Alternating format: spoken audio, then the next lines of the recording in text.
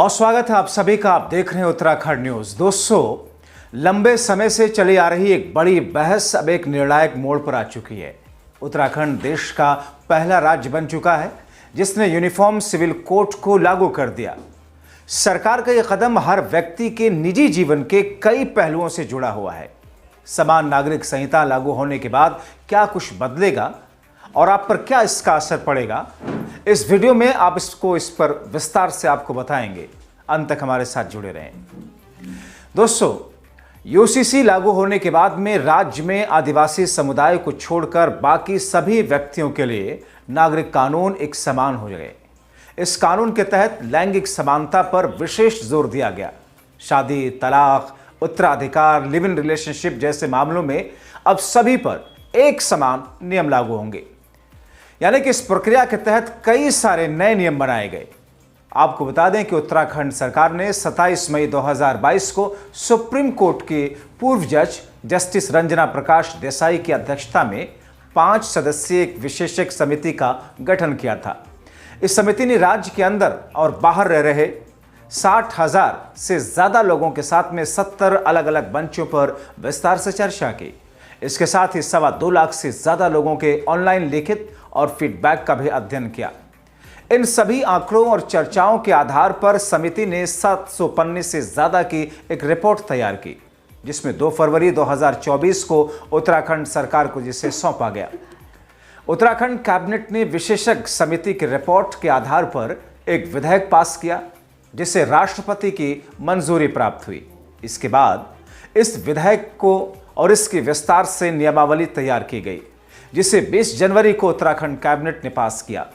27 जनवरी से पुष्कर सिंह धामी सरकार ने इसे राज्य भर में लागू कर दिया। दोस्तों, शादी के लिए पुरुष की न्यूनतम उम्र 21 साल, महिला की न्यूनतम उम्र 18 साल निर्धारित की गई। शादी की अनुमति देने के लिए मानसिक रूप से काबिल होना जरूरी है।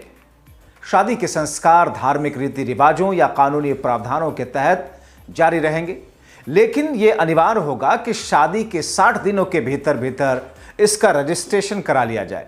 शादियों के अलावा लिव इन रिलेशनशिप, इसका भी रजिस्ट्रेशन 1 महीने के भीतर करवाना होगा।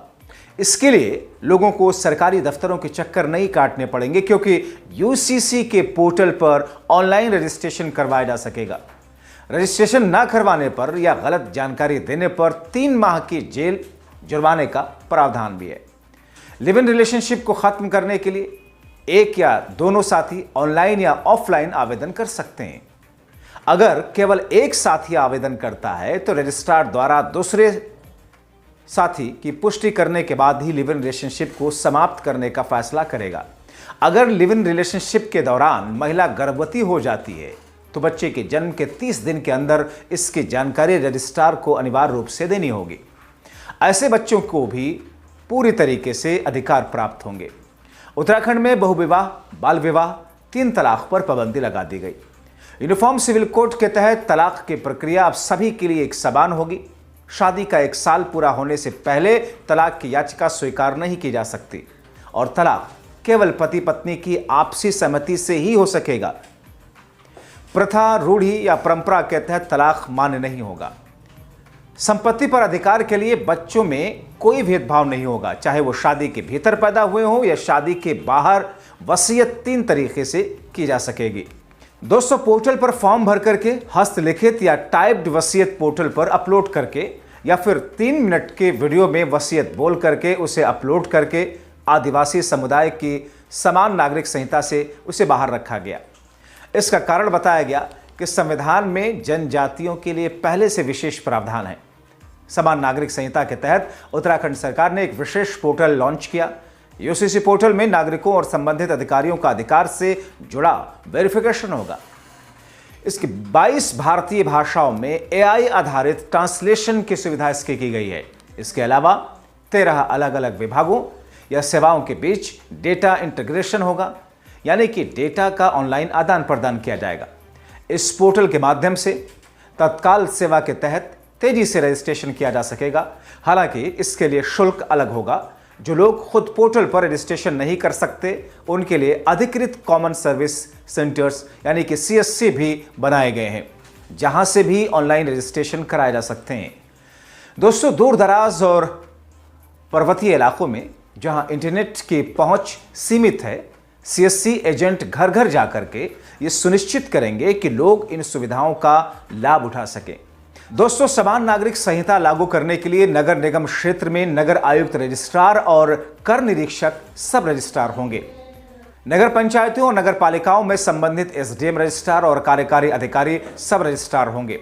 ग्रामीण इलाकों में एसडीएम रजिस्ट्रार और ग्राम पंचायत विकास अधिकारी सब रजिस्ट्रार होंगे। ग्राम पंचायत विकास अधिकारियों को सब रजिस्ट्रार की तरह नियुक्त किया गया है ताकि वो स्थानीय स्तर पर रजिस्ट्रेशन सेवाएं दे सके। रजिस्ट्रार तय समय में कार्रवाई नहीं करता है तो फिर क्या होगा? आपको बताएं कि अगर किसी आवेदन पर रजिस्ट्रार तय समय में कार्रवाई नहीं कर पाते हैं तो केस स्वचालित रूप से रजिस्ट्रार जनरल के पास में पहुंच जाएगा। रजिस्ट्रार या सब रजिस्ट्रार के आदेश के खिलाफ रजिस्ट्रार जनरल के पास में अपील की जा सकेगी और रजिस्ट्रार जनरल 60 दिन के भीतर अपील का निपटारा करके आदेश जारी करेंगे। समान नागरिक संहिता नियमावली 2025 में विवाह, तलाक, लिव इन रिलेशनशिप, उत्तराधिकार जैसे महत्वपूर्ण मामलों से जुड़े पंजीकरण शुल्क को लेकर के भी नए नियम लागू होंगे। इस नियमावली के अनुसार अलग अलग सेवाओं के लिए शुल्क, विलंब शुल्क और अर्थदंड का निर्धारण किया गया है, जो राज्य नागरिकों पर सीधा प्रभाव डालेगा।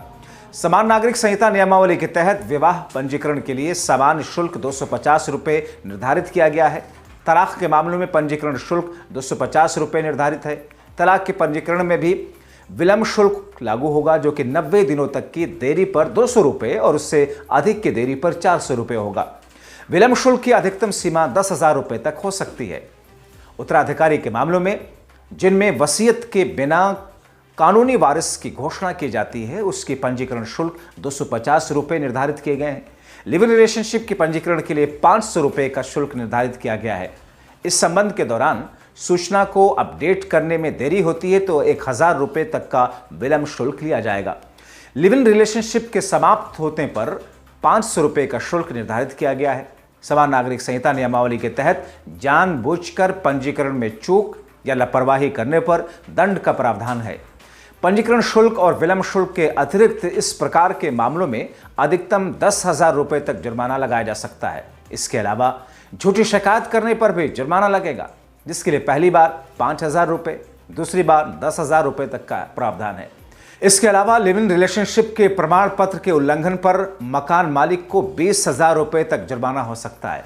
दोस्तों, फिलहाल उत्तराखंड न्यूज़ के इस एपिसोड में अभी के लिए इतना ही। इस खबर को लेकर के आप खुद को जागरूक करें, दूसरों तक पहुंचाएं ताकि वो भी जागरूक रहें। लाइक करें, सब्सक्राइब ज़रूर करें ताकि हर खबरें आप सब तक पहुंचे सबसे पहले।